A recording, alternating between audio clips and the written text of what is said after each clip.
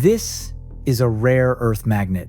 It's smaller than a coin, but it's inside every precision munition the US military builds. And in 1995, the only American company that made these magnets was sold for only $70 million.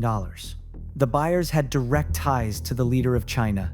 And today, the US military almost can't build a single advanced weapon without relying on Beijing. So how did that happen? How did America lose control of something this important, and why can't it get it back? Back in the early 80s, the US military and General Motors had a good thing going. A General Motors scientist named John Croyd figured out how to make the world's strongest permanent magnet, cheaper and more powerful than anything else out there. The Pentagon helped fund the research because these magnets could go into weapons, and demand took off fast. By 1986, General Motors couldn't keep up with that demand, so they put up a factory in Indiana, and for that factory, they created a whole new division, Magnequench. Within a few years, Magnequench was making 85% of the rare earth magnets that went into American weapons.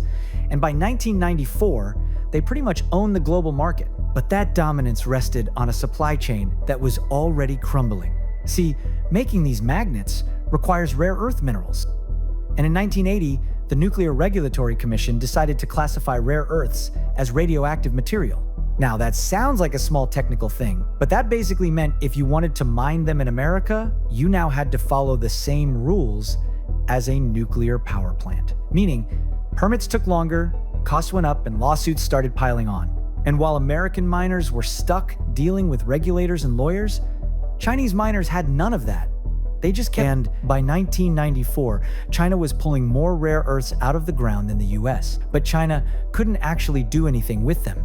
They had the raw materials, but they didn't have the technology to turn them into high-performance magnets. Now, they needed to get that from somewhere. And right around that time, an opportunity showed up.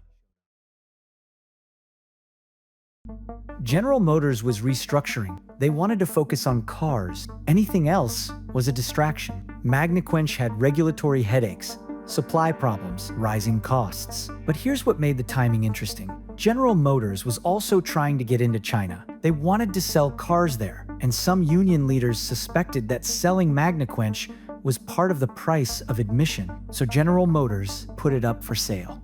China moved fast. The only problem was, buying an American defense supplier isn't easy. This wasn't some car parts factory. Magnequench made components for US military defense. Every foreign acquisition like this has to go through the Committee on Foreign Investment in the United States. Their entire job is to block deals that threaten national security. So China couldn't just write a check. They needed another way in. And they found one. A company called Sextant Group made the offer. The CEO was a guy named Archibald Cox Jr., son of the famous Watergate prosecutor. Looked American, sounded American. But behind Sextant were two Chinese state-owned companies. The men running them were sons-in-law of Deng Xiaoping, the same leader who once said, "The Middle East has oil, China has rare earths." A few months earlier, one of those companies, San Juan, had been fined $1.5 million by the US International Trade Commission for patent infringement and business espionage. Pentagon officials warned against the sale. They knew Magnequench supplied 85% of the magnets used in American weapons.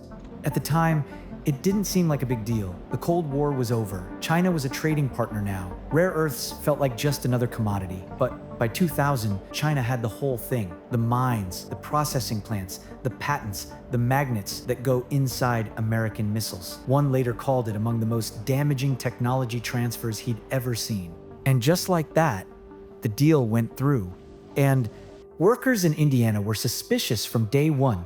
They knew something was off right away. To protect themselves, the union secured a contract to keep the plant open for 10 years. Cox agreed, but 3 years later, the plant was shut down. The equipment got packed up and shipped overseas. Hundreds of workers were left with nothing but a broken promise. A union organizer described the move as a criminal act by Cox and his company. And while Magnequench was being dismantled piece by piece, America's last line of defense was collapsing on its own. Mountain Pass, California. It was the only rare earth mine left in the country. However, in 1997, regulators found out the mine had been leaking radioactive wastewater into the Mojave Desert. We're talking 600,000 gallons. That's an Olympic swimming pool of radioactive waste. The cleanup resulted in millions of dollars in fines and a county lawsuit. On top of that, China was flooding the market with raw materials at the exact same time. Prices crashed, and the mine couldn't survive. After that, the US government auctioned off its entire strategic stockpile of rare earths. So, where does that leave things today?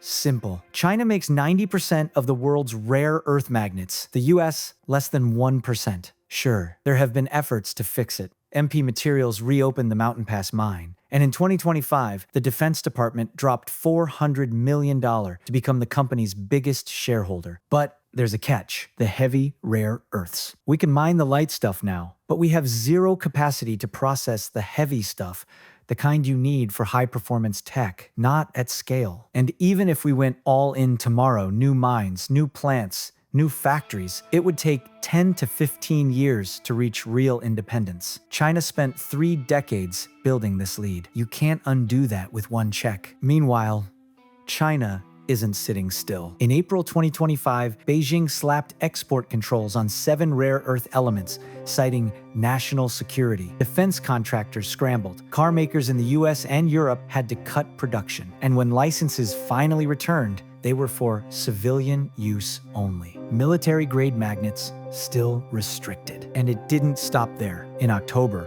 they added 5 more elements to the list. And for the first time, they said the rules apply to anything made with Chinese rare earths, even if it's made somewhere else. The message was pretty clear. And Magnequench, the company that started this whole story, it still exists. It's technically Canadian now, but 95% of its workers are still in China. The technology invented here is now Chinese infrastructure. Right now, we are trying to rebuild, but we're facing the same problem General Motors faced back in '95. China controls the raw materials. Even if Congress rewrote the regulations tomorrow, the gap won't close overnight. America has a plan. The question is, do we have the 10 years it takes to catch up?